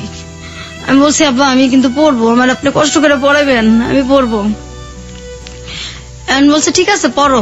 আমি খুব খুশি, কিন্তু আমার কলেজে ভর্তি করে না, কলেজে ভর্তি হওয়ার টাকাও দেয় না। আমি অনেক কষ্ট করে সব জায়গায় ভর্তির ডেট শেষ, অনেক কান্নাকাটি করে আমার আব্বুর কাছে, অনেক পায়ে ধইরা তারপর আমি ভর্তি হয়েছি। ভর্তি হওয়ার পর এখন আমার বই কিনা দেয় না, বই ছাড়া কিভাবে পড়বো? তারপরে অনেক কষ্ট করে পড়তেছি। যখন সবাই চলে যেত, ছুটি হয়ে যেত, ক্লাস যার যার এক এক সময় এক একজনের ক্লাস শেষ, যখন পুরা কলেজটা ফাঁকা হয়ে যেত, তখন আমি লাইব্রেরিতে যাইতাম। লাইব্রেরির স্যারের হাত ধরে কাঁদতাম যে স্যার আমি খুব গরিব মানুষ, সব শেষ হয়ে গেলে আমার আপনি একটু নোট করতে দিবেন, আমার তো বই নেই। আমার তখন মাত্র 6টা বই ছিল। স্যার বাকি বইগুলো আমি প্রত্যেকদিন এসে নোট করে করে নিয়ে যাব, আমার আপনি একটু সময় দিবেন। পরে স্যার বলছে ঠিক আছে তুমি নোট করে নিয়ে যাও। সবাই চলে যেত, তারপর আমি সন্ধ্যার সময় বাসায় আসতাম, এই নোট করে করে আমি পরীক্ষা দিছি। আমি একটা সাবজেক্ট খারাপ করছি, আমি অনেক কান্নাকাটি করছি, পরে আমার আর পরীক্ষাই দেওয়া নেই আমার আব্বা। পৃথিবীতে সবচেয়ে মধুর সম্পর্কগুলো হচ্ছে প্রথমত রক্তের সম্পর্ক, কারণ বাবা ভাই মা এই সম্পর্কগুলো আসলে এই সম্পর্কই, এই সম্পর্কের ক্ষেত্রে কোনো কিছু চিন্তা করে না। কিন্তু আজকে যে ঘটনাটা আমরা শুনছি, জীবন আসলে কখনো কখনো বোধহয় কোনো কোনো জায়গায় কোনো কিছুই কোনো নিয়মকেই ক্ষমা করে না। আসলে এই ঘটনাটা আসলে সেরকমই একটা ঘটনা। আমরা কি আরো একটু সামনের দিকে যেতে চাই? আপনি যদি একটু নিজেকে সামনে রাখেন প্লিজ। প্রত্যেকটা মানুষের জীবনেই প্রেম ভালোবাসা আসে, আপনার জীবনেও কি এরকম কখনো এসেছিল? আমি কিন্তু এই যে বড় হয়েছি, কোথাও বেড়াতে যেতে পারতাম না। আমার ভাইরা বেড়াতে যেতে দিত না, পিকনিকে যেতে দিত না, আমার আব্বাও এটার কোনো কিছু করতো না। কখনো বেড়াতে যেতে পারতাম না, কোথাও দাওয়াত হলে যেতে পারতাম না। আর প্রেম, আমি যখন ইন্টারমিডিয়েট দিব কিছু আগে দিয়ে আর কি, প্রতিবেশী এক ছেলের সাথে আমার সম্পর্ক হয়, ওই প্রপোজাল দেয়, সম্পর্ক হয়। হওয়ার পরে আমি মানে শুধু ঠিক করতেছি যে আমি ওকে আমার ফ্যামিলি সম্পর্কে বলবো। জি। তো যখনই বলি তখনই বলে তোমার ফ্যামিলি দিয়ে বা তোমার কোনো অতীত দিয়ে আমার দরকার নেই, আমার ওগুলি দিয়ে কোনো কিছু দরকার নেই। ও তখন অনার্সে পড়ে। আচ্ছা। তা আমি আমার ফ্যামিলিতে জানাবো। ও অনেক গরিব ছিল, মানে আমাদের ফ্যামিলির তুলনায়। এখন আমার ফ্যামিলির ভিতরে কি এটা তো আর ও জানে না, জি। বাইরে থেকে তো মানে বড় লোকই। ও সবসময় বলতো যে আমি তোমার সাথে কোর্ট ম্যারেজ করবো, তোমার ফ্যামিলিতে বললে তো আমাকে বিয়ে দিবে না। আমি বলছি না, আমি রাজি করাবো। তো আমার কিছু কথা আছে, এটা তুমি শোনো, তারপর ভালো লাগলে সম্পর্ক আগায়। বলছে না পরে। তো এই শুনে না যখনই বলতে চাই যে আমার একটু একটু টাচ দেই, কিন্তু ওই যে জিনিসগুলি ওগুলি সুযোগটা হয় না। আর আমিও মানে বলার যে ইয়াটা মনের, ওইটাও আমি সঞ্চয় ওই তখন পাই না। যে মানে আমি তো একা, যদি ও চলে যায় তো আমি তো এরপরে তো একদমই একা হয়ে যাব। কত বছরের সম্পর্ক ছিল ওর সাথে? 2 বছর। ওকে। তারপর একটা সময় আমার মানে তখন এই আমার আব্বা তো মানে পড়াবেও না, বিয়েও দিবে না। তারপর ওরে আমি মানে ওই সময়টায় ওর সাথে যখন আমার সম্পর্কটা প্রায় 2 বছর কাছাকাছি, ওরও মানে অনার্স শেষ হয়ে আসছে, শেষই পরীক্ষা দিচ্ছে অনার্স, তখন ওকে আমি বলছি যে তোর সাথে কিছু কথা আছে, আজকে আমার কথা শুনতেই হবে। তা বলছে ঠিক আছে শুনবো। ওই সময় আমার একটা ভাই মানে যে কোনো কারণবশত আর কি একটু জেলখানায় যায় আর কি। ওই ভাইটার আমরা কখনো দেখতে পাই না, ওই তো সেম ভাই আমার, ওই ভাইরাই। ওইটা নিয়ে আমার কোনো মাথা ব্যথাও নাই, কিন্তু এটাও ও জানে আর কি, আমাদের একই এলাকায় যেহেতু ও জানে। জানার পরে তো আমি বলছি যে এই জিনিসটা নিয়েও কথা বলবো আর আমার ফ্যামিলি সম্পর্কে কথা বলবো। আর ও ঠিক করছে, ওর বাবা মাকে পাঠাবে আমাদের বাসায়। ফ্যামিলি সম্পর্কে কথা বলবেন মানে আপনি যে ভায়োলেন্সের শিকার হয়েছেন আপনার ভাইদের দ্বারা লম্বা একটা সময়, এটা আপনি বলতে চাচ্ছিলেন? এটা আমি বলতে চাইতেছি, কিন্তু আপনি সুযোগ পাচ্ছিলেন না। আমি সুযোগ পাচ্ছি না, আর ও শুনতে চাইতেছে না। আর দেখা তো আমি 4 মাস 5 মাস পর করতাম, এত মানে তাড়াতাড়ি দেখা করতাম না। তারপর মানে ওকে আমি একদিন, আর আমি দেখাও করতাম ওর সাথে, যে জায়গায় আমি বলতাম ওই জায়গায়। ওর ইচ্ছা মতো আমি দেখা করতাম না, কারণ আমি তো ছেলেদের বিশ্বাসই করি না। আর ওর সাথে সম্পর্কটা আমার সহজে হয় না, অনেকদিনই লাগছে। তারপর ওকে আমি বলছি যে তুমি যে মানে আমার কথা শোনো না, এখন আমি আমার মানে একটা কথা বলবো, তারপর তুমি দেখো কি করবা। আর ওই সময় কিন্তু এই যে আমার অনেক বিয়ের প্রপোজাল আসতো, আমি শুধু ওর জন্য সব বাদ দিছি, অনেক ভালো ভালো দেখাইছি। তারপর আমার বড় ভাবেই মেয়ে দেখছে বেশি, বলছে না অসুবিধা নাই, শিক্ষিত আছে, গরিব দেখে কি হচ্ছে, আমরা একটা কিছু ইয়া করে দেবো না। আর এভাবে আপনি কতদিন বাঁচবেন, এভাবে তো বাঁচা যায় না, বের তো হইতে হবে। তারপর মানে ওকে আমি বলছি, বলার পরে ও হঠাৎ করে আমাকে বলতেছে যে বলছেন মানে কি আপনি আমার যে লাইফে যে আমার ভাইদের দ্বারা যে আমরা নির্যাতিত হয়েছে আর কি, এই জিনিসটাই মেন আমার বলার। নির্যাতিত শব্দটা আসলে এখানে যায় না, এর চেয়ে বড় কিছু বলা উচিত। আমরা ঠিক জানি না শব্দটা আসলে কি হবে। ওকে, আপনি রেপের ঘটনাগুলো আপনি তাকে খুলে বলেছেন, এবং আপনার সহ আপনার বোনেরও ব্যাপারটা আপনি বলেছেন। পুরো ফ্যামিলিটার সম্পর্কে আমি ওরা টাচ দিছি, যে বাইরে থেকে তো তুমি দেখো এই তো বিয়ে হইলে কিন্তু আমার এটা না বললে তোমার এখনই আমি বলি, যাতে আমি তো এটা কখনো না কখন বলবোই, তোমার কাছে তো এটা আমি গোপন রাখবো না, যার সাথে আমার বিয়ে হোক। তো এই হইলো।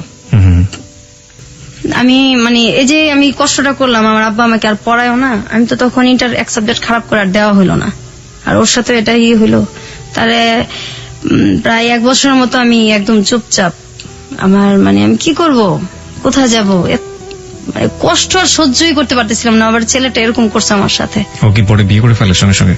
আর পরে যোগাযোগ করেনি আপনার সাথে? না, কখনোই না। এবং আপনার ভাইরা যে এই আপনি যখন খুলে বললেন যে আপনার ভাইরা আপনাকে এই ধরনের আচরণ করেছে আপনার সঙ্গে, ওর এই ব্যাপার নিয়ে আর কোনো কথাই বলেনি, কোনো কিছু কোনো জিজ্ঞেস? কথাই বলে না। ও বলছে আমি আসলে একটা মেয়েকে ভালোবাসতাম, ওকে ভুলার জন্য আমি তোমার সাথে সম্পর্ক করছি। এর পরের ঘটনাগুলো আমরা জানবো শ্রোতা যারা শুনছেন, এবং আজকে বিথির বর আমাদের সাথে উপস্থিত আছেন। বিথির বরের কাছেও আমাদের কিছু প্রশ্ন আছে, আমরা সেই প্রশ্নগুলোর উত্তর তার কাছ থেকে খোঁজার চেষ্টা করবো। তবে তার আগে সংবাদের বিরতি আছে, সংবাদের পরপরই ফিরে আসছি। খুব ছোট্ট একটা বিরতি। আর একবার মনে করে দিচ্ছি, আপনি শুনছেন hello 8920 ABC radio FM 90.2। Kibria আপনার সঙ্গে আছে, আশা করছি সাথেই থাকবেন। হ্যালো 8920 তে আরো একবার স্বাগত। 1:04 হচ্ছে সময়। কিবরিয়া আপনার সঙ্গে আছে, আর আপনি শুনছেন আপনার প্রিয় স্টেশন এবিসি রেডিও FM 90.2। এই হ্যালো 8920 হচ্ছে আপনার গল্প বলার প্ল্যাটফর্ম, আমরা বলি এটাকে, এবং আপনি আপনার জীবনের গল্প এখানে বলতে পারেন। এখানে আমরা কোনো কাকতালী অধিভৌতিক কোনো গল্প বলি না, এবং আপনি আপনার জীবনে যেটা ঘটে গেছে সেই গল্পগুলো এখানে বলবেন, এবং সেই গল্প থেকে যারা আমাদেরকে শুনছেন লাখো লাখো শ্রোতা, তারা বিভিন্ন শিক্ষা নিয়ে থাকেন। আজকের গল্প থেকে আমরা কি শিক্ষা নেব? প্রত্যেকটা মানুষেরই আসলে এখানে ব্যক্তিগত একদমই আপেক্ষিক একটা ব্যাপার, যে আসলে কি শিক্ষা নেব। তো আমি একটা শিক্ষা ব্যক্তিগতভাবে নিয়েছি এবং নিব, সেটা অনুষ্ঠানের শেষের দিকে বলবো। আর একইভাবে বিথি আজকে আমাদের সাথে আছেন, ছদ্মনাম বলছি, তার আসল নামটা বলা সম্ভব হচ্ছে না আমাদের পক্ষে, এবং আসল জায়গাটাও বলা সম্ভব হচ্ছে না। সে কি শিক্ষা নিয়েছে তার ছেলেমেয়েদের ক্ষেত্রে, সেটাও আমরা জিজ্ঞেস করব। আর এই ফাঁকে আপনাকে আরেকবার একটু মনে করিয়ে দিতে চাই, আমাদের অনুষ্ঠানে আপনি অংশগ্রহণ করতে পারেন। 24 ঘন্টা একটি নাম্বার খোলা রয়েছে আপনার জন্য, 91156668। আবারও বলছি 91156668। এই নম্বরে ফোন করে আপনি আপনার নাম এবং আপনি আপনার সেল নাম্বারটি ধীরে স্পষ্ট করে দিয়ে আপনি যা বলতে চান বলবেন। যে কোনো ধরনের প্রতিক্রিয়া হতে পারে, যে কোনো ধরনের কথা হতে পারে, কিংবা আপনি যদি এখানে অতিথি হয়ে আসতে চান, কি গল্প বলতে চান আপনার জীবনে, সেটা বলতে পারেন, এবং আপনার সাথে আমরা যোগাযোগ করবো। হতে পারে আগামী সপ্তাহে আপনি এখানে আমাদের অতিথি হয়ে আসবেন। এছাড়া ফেসবুকে আমাদের অতিথিদের সাথে যোগাযোগ করতে, অতিথিদের যে কোনো ধরনের সাহায্য করতে, অতিথি প্রোগ্রাম সম্পর্কে অনুভূতি জানাতে, যে কোনো মন্তব্য করতে, আপনি ফেসবুকে একটি পেজ রয়েছে হ্যালো 8920, সেটাতে আপনি যোগ দিতে পারেন। আপনাকে যেভাবে খোঁজ করতে হবে RJ Kibria, RJ space KEBRIA, not KIB, ঠিক আছে? RJ স্পেস KEBRIA, ওখানে আপনি জয়েন করতে পারেন এবং আপনার যা প্রতিক্রিয়া আছে আপনি সেটা জানাতে পারেন। এখন পর্যন্ত আমরা যেসব প্রতিক্রিয়া পেয়েছি, মানে হঠাৎ করে যদি বলা হয় যে পৃথিবীটা ধ্বংস হয়ে গিয়েছে, এবং তারপরেও মানুষ অবাক হবে না, এত বেশি অবাক হচ্ছে। এবং আমিও ঠিক এতটাই অবাক হয়েছিলাম যখন আমি বিথিকে ফোন করেছিলাম, বলেছিলাম যে আপনি আসলে কি বলতে চেয়েছিলেন, আপনি একটু বলেন। আমি স্পিচলেস, যেটাকে বলে, আসলে বাকরুদ্ধ হয়ে গিয়েছিলাম। আমরা ঘটনার এখনো শেষের দিকে না, আমরা একটু সামনের দিকে এগোতে চাই। বিথি, সেই ছেলেটা তো আপনার জীবন থেকে চলে গেল, তার 4-5 বছর পরে আপনি বিয়ে করলেন। জি। যাকে বিয়ে করলেন সে আমাদের সাথে রয়েছে এই মুহূর্তে, আপনার বর। এটাও কি আপনার লাভ ম্যারেজ ছিল? না, এই বিয়েটা হলো কিভাবে?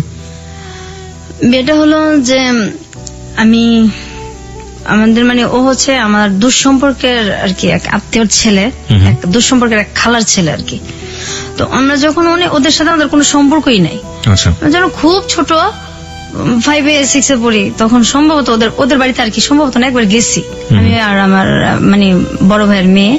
তখন আমার বড় ভাই তো খুব ছোটবেলা বিয়ে করে ফেলছিল, ওটা বলা হয় নাই। তো ওর মেয়েটা আর আমাদের কিন্তু মানে বয়সের বেশি পার্থক্য না। আচ্ছা। তারপর যাই হোক, ওই ভাস্তিটা আর আমার ভাস্তিটা তখন খুব ছোট, মানে ওর কোলেই নেই এরকম আর কি। ওরা নিয়ে গেছে, যাওয়ার পর তো ওই সময় ও সম্ভবত 9-এ পড়ে, 9-এ কি 8-এ পড়ে। ওই সময় গেছি, যার পর এই আর কখনো যাওয়া আসা না, ওরাও কখনো আসে নাই, আমরাও কখনো যাই নাই। তো ও নাকি ওই সময় দেখে আমাকে ভাল লাগছে, ওই 9-এ পড়া অবস্থায় আর কি, ওইটা সে মনে রাখছে আর কি। তো এর মধ্যে হয় কি, আমি মানে আমাদের গ্রামে যাই একদিন বেড়াতে, যাওয়ার পর আমার যে মানে চাচাতো মামা, ওটা সম্পর্কে ওরও মামা হয়। ওই মামা আমাকে আর কি বলতেছে যে তোমাকে আর কি আত্মীয়র ওই মানে ওর পরিচয়টা দিছে। আমি তো চিনি না, কারণ আমি ছোটবেলা একবার গেছি। তো আমাকে খুঁজে কেন, কি জানি এমনি জিজ্ঞাসা করলো। আমার মাথায় তার কিছু আসে নাই, কারণ আমি তো তারে চিনি না, ছোটবেলা একবার দেখছি, ওটা তার মনেই নাই। তারপর হঠাৎ করে একদিন আর কি উনি ফোন দেয় আমারে, যে আপনার নাম কি? হ্যাঁ আমার নাম এই। ওর আমার নাম বলার পরে আমি চিনতে পারি যে আপনার সাথে আমার কিছু কথা আছে। যে বলেন। আমি তো কথা আসলে ফোনে বলবো না, আপনার সাথে আমি দেখা করবো। আমি দেখতে এত খারাপ, আপনি আমার সম্পর্কে ভাই হন তো এমনি থাক না, কারণ আমি তো আপন ভাই দিয়ে ঘৃণা করি, আর কিসের খালাতো ভাই, কিসের কি ভাই, শব্দই আমার কাছে নাই। তো আপনি আমার সাথে কেন দেখা করবেন? সে একটু কাজ আছে আমার, আমি দেখা করবো না আর কি। তারপর অনেকদিন আমাকে মানে অনেকদিন ফোন করছে, প্রায় 2 মাসে ফোন করার পরে, খুব রিকোয়েস্ট করার পরে, তারপর আমি ঠিক আছে আমি দেখা করবো আপনার সাথে। তারপর আমি দেখা করছি, করার পর উনি বলছে যে আমি আসলে আপনাকে তো সেই ছোটবেলা দেখছি, তো আমি তখন থেকে ঠিক করে রাখছি আমি বিয়ে করলে আপনাকে করবো। বলছে না আমাদের ভাই বিয়ে করা যাবে না, আমি বিয়েটা করবো না, কারণ বিয়ের শব্দটাও ঘৃণা করি। ছোটবেলা ওই যে আমার একবার বিয়ের ইয়েটা হয়েছে, তারপর থেকে বিয়ের শব্দটাও ঘৃণা করি, আর আমি এগুলির মধ্যে নাই, আর বিয়েটা করবো না। আর আমার আব্বা তো মানে বিয়ের টাকা খরচ হবে, বিয়ের মধ্যেও নাই, আর আমার তো তখন মানে বিয়ের ইয়া না, আমার তখন আমি কাঁদতেছি যে আমি পড়বো, পড়াশোনা করবো। হ্যাঁ আমার যে পড়া গ্যাপ গেছে, আমার যে একটু বয়সটা বাড়ছে, ওইটা আমার কিচ্ছু যায় আসে না, লজ্জাও লাগে না। আমি মেন হলে আমি পড়বো, তখন আমি পড়ার জন্য কাঁদতেছি যে কেউ যদি আমার সাহায্য করে তখন আমি পড়বো। তেমন যে আপনি যদি পড়তে চান তা ঠিক আছে আমি পড়াবো, কিন্তু আমি আপনাকে বিয়ে করবো। ঠিক আছে আপনি বিয়ে করবেন, আমি তো বিয়েটা করবো না, এরকম কথাটা তো বলে চলে আসি, আর কথা হয় না। তো উনি আমার অনেকদিন ফোন দেয়, ফোন দিতে থাকে। এক পর্যায়ে আমি আমার ফোনটা মানে সিমটা আমি চেঞ্জ করে ফেলি। তা আমার ওই মামা তো আমার মানে আমার গ্রামে আমার ওই মামা আমার ফোন নাম্বার গুলি তো সবসময় নিত, ওনার সাথে আমার সবসময় কথা হতো। ওনার আমি বলছি যে আপনি ওনাকে কিন্তু কখনো আমার নাম্বারটা দিবেন না। জি। তখন আমার ওই মামা ওরে কি করে, আমার মামার আবার ও খুব ইয়ে করে বলে বোঝায়, তারপর ফোন নাম্বারটা দেয়। দেওয়ার পরে ও বলতেছে, খুব কান্নাকাটি করছে, আপনি ফোন চেঞ্জ মানে সিমটা চেঞ্জ করলেন, আমার তো আপনার সাথে কথা ছিল, আপনি এরকম করেন না। পরে আমি বলছি, দেখেন আমি ভাই বিয়ে করবো না। অনেক রিকোয়েস্টের পরে তখন আমি বলছি যে আমি এরকম একটা মেয়ে, আমি আপনার বিয়ের যোগ্য না। তো বলছে আমি আপনার যোগ্য না, কারণ আমাদের দিক থেকে আর্থিক অবস্থায় ওরা মোটামুটি একটু কম আর কি, আর আমি যে ধরনের ছেলে পছন্দ করি আপনি সেটার মধ্যেও পড়েন না, আমি বিয়ে করবো না। আমি বিয়ে যদি করি আমার যেমন পছন্দ এমন করবো না, আমি করবো না। আবার এদিক দিয়ে মানে খুব চিন্তা করতেছি যে যদি সে আমার সত্যি পছন্দই করে, বিয়ে করতেই চায়, তাহলে আমার এটা শোনার পরে যদি সে ভাল লাগে তাহলে আমি চিন্তা করে দেখবো। আচ্ছা। কারণ আমিও এইভাবে আর বাঁচতে পারতেছিলাম না, আমার আর এইভাবে বাঁচা সম্ভব না। আমি এর মাঝে একবার এন্ডিল 2 বার মুখে নিয়ে আমি ফালাই দিছি, একবার ছোটবেলা আবার বড় হইয়া আত্মহত্যা করতে গিয়েছিলেন। তারপর আমি মাঝখানে আমি কিন্তু নেশাও করতাম, এটাও আমার বলা হয় নাই। আচ্ছা, কি নিতেন আপনি? আমি ফেন্সিডিল খাইতাম আমার এক বান্ধবীর সাথে, প্যাথেডিনও নিতাম। আমি কিন্তু নেশাও করতাম, এটাও আমার বলা হয় নাই। আচ্ছা, কি নিতেন আপনি? আমি ফেন্সিডিল খাইতাম আমার এক বান্ধবীর সাথে, প্যাথেডিনও নিতাম। প্যাথেডিন পেতেন কোথায়? আমার ওই বান্ধবী নিয়ে আসতো। এগুলো নিতেন কেন? ভাল লাগতো না, বাসায় ভাল লাগতো না থাকতে। আচ্ছা। ও বলতো যে এগুলি নিলে এগুলি খাইলে কষ্ট ভোলা যায়, তো ওর সাথে এটা আমার বলা হয় না, কথা প্রসঙ্গে আমি বলতেও চাই না এই জিনিসটা এখন। ঠিক আছে, পরিষ্কার হোক, সবকিছু পরিষ্কার হোক। হ্যাঁ। তারপর আমি যে এই যে বান্ধবীর সাথে যখন ঘুরতে যেতাম, আমি তো চাইতাম না আমার বাসায় আসতাম, আমার ইচ্ছা করতাম রাস্তায় পড়ে থাকি। আমার বাসাটা আমার দোজকের চাইতেও খারাপ লাগতো, রাস্তায় পড়ে থাকি, আমার বাসায় ভালো লাগতো না। তো এই জিনিসগুলি আমি ওনার সব বলছি ফোনেই, এবং আপনি এই রেপের কাহিনী সব বলছি ওনাকে। আমি আমার কিছু বাকি রাখি আমার ফ্যামিলির, আমার যে একটা প্রেম করছি সব বলছি। বলার পরে উনি হাসছে, বিশ্বাস করে নাই, বলছে না এগুলি কি তুমি আমাকে বিয়ে করতে চাও না সেজন্য এগুলো হ্যাঁ বলছো? তুমি আসলে রাজি না তো এজন্য এরকম করো, তোমার এগুলি কিছু আমার যায় আসে না, আমি তোমার বিয়ে করবো। বলছি না এগুলি সব সত্যি। তারপর যখন আমি খুব কান্নাকাটি করছি তখন উনি আর কি বিশ্বাস করছে এক পর্যায়ে, করার পরে বলছে যে এগুলি আমার কোনো কিছু যায় আসে না, আমার তোমার ভালো লাগছে, আমি বিয়ে করবো, বাস করবো। তা আমার বাড়ির কেউ রাজি না, আমি বাসায় এটা জানাইছি ব্যাপারটা, আমার বাসায় কেউ রাজি না। আমার দুই ভাবি তো আমার মানে আমার মায়ের ভালোবাসা আমার 2 ভাবির কাছ থেকে আমরা পাইছি। মা বলতে আমার ওই 2 ভাবি, তা আমার ভাবিদের সাথে রাগারাগি করলেও তারা কখনো আমাদের সাথে রাগ করে থাকে না। আমার 2 ভাবি আমাদের রাগ কষ্ট সব বুঝে এবং বুকে আবার তুইলেই নাই, ভাবিলেই নাই।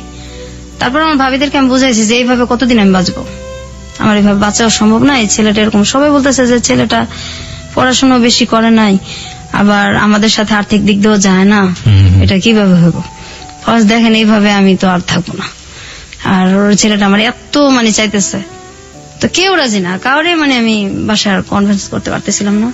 তারপর এক পর্যায়ে ও আমার কিভাবে জানে আমার বড় বোনের হাজবেন্ডের ফোন নাম্বার নেয়, ওনার সাথে মানে খুব যোগাযোগ করার পরে উনি আমার আব্বাকে আর কি খুব রিকোয়েস্ট করে, উনি ওর সাথে দেখা করছে, কথা বলছে যে ছেলেটা যেমনই হোক ছেলেটা ভালো, আপনি দিয়ে দেন, বিয়ে দিয়ে দেন। আর এদিকে আমিও আমার মানে বাসায় বলছি। তারপরে এক পর্যায়ে বিয়েটা হয়। তো বিয়ে হওয়ার পরেও মানে আমি ওদের বাসায় অনেক কষ্টে ছিলাম, এখন তো একটু আলাদা হয়েছি। ওর মা আর বোনের, ওর বাবা নাই। আচ্ছা, আমি এই প্রসঙ্গে আসতে চাই, আমি একটু আপনার বরের কাছে যেতে চাই। আপনি অনেকক্ষণ ধরে বসে শুনছেন এবং মাঝে মাঝে চোখ মুছছিলেন আপনার ওয়াইফ যখন কাঁদছিল। আপনি যে এই যে ব্যাপারগুলো জানলেন, এবং জানার পরেও আপনি ওকে বিয়ে করেছেন। জি। সাধারণত এরকম হয় না, যেমন যাকে সে 2 বছর ধরে লাভ করেছে এবং সেই ছেলেটাও জীবন থেকে চলে গেছে এটা শোনার পরে, এবং কোনো প্রশ্নও করে নাই যে আসলে কি, জাস্ট কেটে পড়ার জন্য সে বলেছে অন্য একটা ছেলেকে মেয়ে লাভ করেছে। তো আপনি কেন তাকে বিয়ে করলেন? আমি করলাম তার কারণটা হচ্ছে আমি আসলে তাকে ভালোবাসি, ছোটবেলা থেকে দেখছিলাম একবার, তারপর থেকে আমার মনের মধ্যে ওর জন্য একটা জায়গায় তৈরি হয়েছে।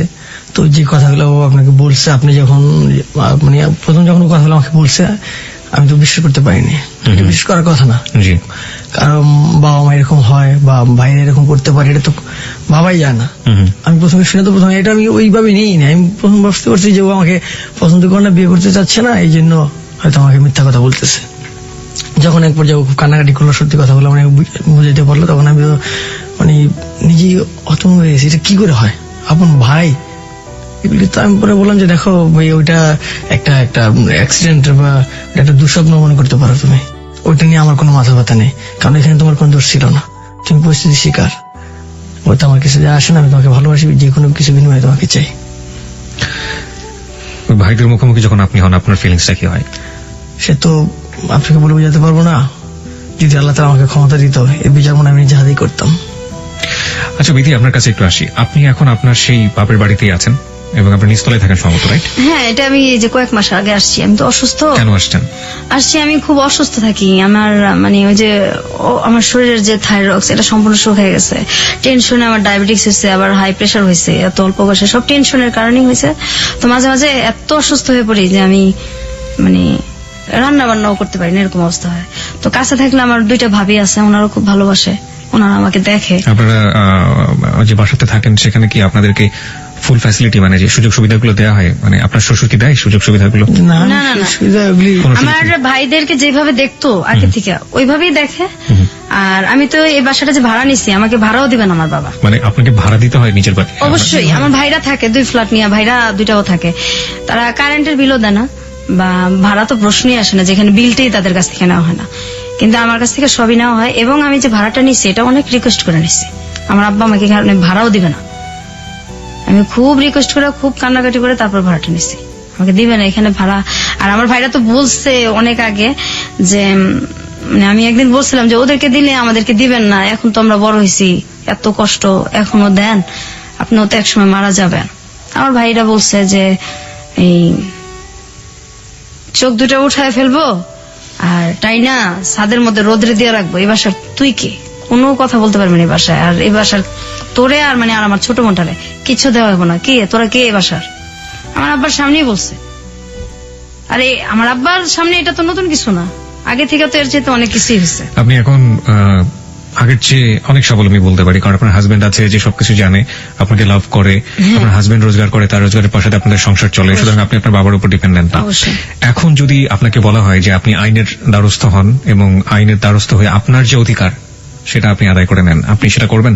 না, আমি করতে পারবো না, কারণ তাহলে আমার যে ভাইরা এই সমস্ত কাজগুলি করছে তারা মোটামুটি ভালো ফর্মে আছে। তো আমার হাজবেন্ডকে হয় মেরে ফেলবে, না হয় আমাকে মেরে ফেলবে, আমি থাকতে পারবো না, বাঁচতেও পারবো না।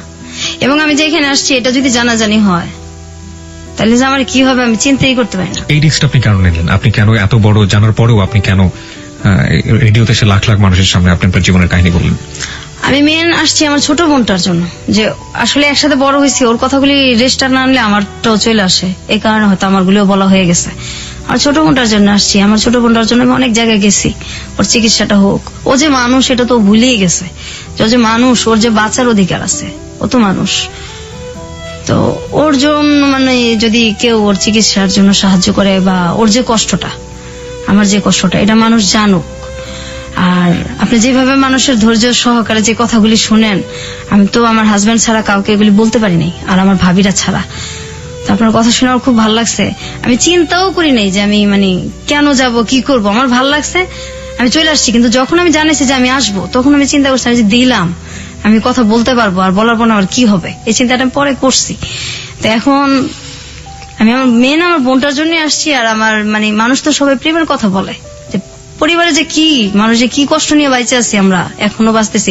আমি এখনো কিবরিয়া ভাই ঘুমাইতে পারি না, এত বড় হয়েছি, দিনের বেলা আমার হাজবেন্ডকে জিজ্ঞাসা করেন, আপনি কখনো ঘুমাই না, রাত্রেও আমি 4টা পর্যন্ত প্রত্যেকদিন সজাগ থাকি, 4টা 3:30। আমার মানে কোন শব্দ পড়লেই মনে হয় আমার ভাই বোধহয় আসলো, এই বোধহয় আমার গায়ে হাত দিল। আমি এখনো ঘুমাইতে পারি না, আমি এখনো ঘুমাই না। আমি ক্লাস 7 এর পরের থেকে আমি কোনোদিন দিনে ঘুমাই নাই, রাত্রেও আমি ঘুমাই না। রাত্রে আমার 2:30 3টা, আর আমার বোন তো ঘুমাই না। আমার বোন সারা রাত বসে থাকে, সারা রাত কান্নাকাটি করে। এই যে এত নামাজ চেষ্টা করি পড়তে, আল্লাহর কাছে এত কান্নাকাটি করি যে কত মানুষের বিচার হয়, এদেরও বিচার হয় না, আমার বোনটারও লাইফটা চেঞ্জ হয় না। আমি আমার বোনটার আমার কষ্টটা, সবাই প্রেমের কথাই বলে, আসলে যে বাবা মা যে কত নির্মম হয়, ভাইরা কত নির্মম হয়, আমি শুধু এইটাই বলার জন্য এখানে আসা। আর আমার বোনটা যে অসুস্থ, কেউ যদি সহযোগিতা করে আমার বোনটার জীবন হয়তো চেঞ্জ হইতেও পারে। আজকের এই গল্প শুনে আমাদের শ্রোতারা কি শিখবে সেটা একেবারেই তাদের ব্যক্তিগত ব্যাপার। তবে একটা প্রশ্ন আপনার কাছে আমার আছে, এবং সেই প্রশ্নের উত্তরটা আপনার কাছে আসলে আমার মনে হয় সেটা তাদের জন্য অনেকখানি সহজ হয়ে যাবে ব্যাপারটা, শেখার ব্যাপারটা। আপনারা এখন পর্যন্ত নিঃসন্তান দম্পতি, জি। আপনাদের সন্তান হয়নি, এবং নিশ্চয়ই ভবিষ্যতে পরিকল্পনা রয়েছে আপনাদের সন্তান হবে, ফুটফুটে সন্তান হবে। আপনার পরিবারে আপনি ছেলে মেয়েকে কিভাবে মানুষ করবেন? আসলে আমরা তো বাচ্চা নিতেছি না, আমি অসুস্থ বিধায় খুব অসুস্থ থাকি, আর আমার থাইরক্সের সমস্যা আছে যেহেতু, এই কারণে আবার ডায়াবেটিক্স আছে। আমি তো নিজেই অসুস্থ, বাচ্চাটা আমি কিভাবে পালবো, আমার মা নাই। তো তারপরে বাচ্চাটা নেওয়া যায়, আমি নিতেছি না, অসুস্থ। আর যখন আমি আরেকটু সুস্থ হব তখন যদি বাচ্চা নেই, আমার বাচ্চা আমি তো এভাবে মানুষ করবো না। আমি আমার আর্থিক অবস্থা যেমনই থাকুক, কিন্তু আমার বাচ্চাকে আমি বুঝতে দিব না যে ভালোবাসার অভাব। এটা তো একটা দিক। একটা হচ্ছে ধরুন আপনার পরিবারে একটা ছেলে থাকলো এবং একটা মেয়ে, একদম সমানভাবে দেখবো। আর আমার ছেলে এরকম ভাবে আমি বড় করবো, সে যে কুদৃষ্টিতে তাকাবে এর প্রশ্নই আসে না। আর যদি সে করে এরকম, তার ক্যারেক্টার যদি এরকম হয়, আমি বাড়ি থেকে বের করে দিব। This track was downloaded from FusionBD.com. আমি একদম বাড়ি থেকে বের করে দিব, তার কোনো পরিচয় আমি কখনো দিব না। গল্পটা এখানেই শেষ। আপনাদের দুজনকে অনেক অনেক ধন্যবাদ। আপনাকেও ধন্যবাদ। আমি শুধু একটা জিনিস এখানে মেসেজটা দিতে চেয়েছিলাম যে আসলে কি করা উচিত, যারা অন্যায় করে, যারা অন্যায় করবে, তা সে যেই হোক না কেন, নিজের সম্পর্কের হোক বা যেই হোক না কেন, অন্যায়ের বিচারটা যেন সেখান থেকে হয়। আমার মনে হয় লাস্টে বিথি যে কথাটা বলেছে সেটাই আসলে হওয়া উচিত ছিল, এবং হলে হয়তো এই ধরনের ঘটনার জন্ম হতো না। বিথি তার পরিবার থেকে বাইরে এসে বিভিন্ন জনের সাথে মিশেছে, এবং যে কারণে সে আজকে স্বাভাবিকভাবে এখানে এসে গল্পগুলো বলতে পেরেছে। কিন্তু বিথির যে বোনটি এসে আমাদের এখানে গল্প বলতে পারেনি, সে হচ্ছে রিয়েল ভিক্টিমাইজ, আমরা যেটাকে বলি, যে এত বড় সাইকোলজিক্যাল পেশেন্ট হয়ে গিয়েছে, এবং যার সুস্থতার জন্য আসলে আমাদের যদি কিছু করার থাকে নিশ্চয়ই আমরা সেই চেষ্টাটা যেন করি। আমাদের শ্রোতাদেরকে বলবো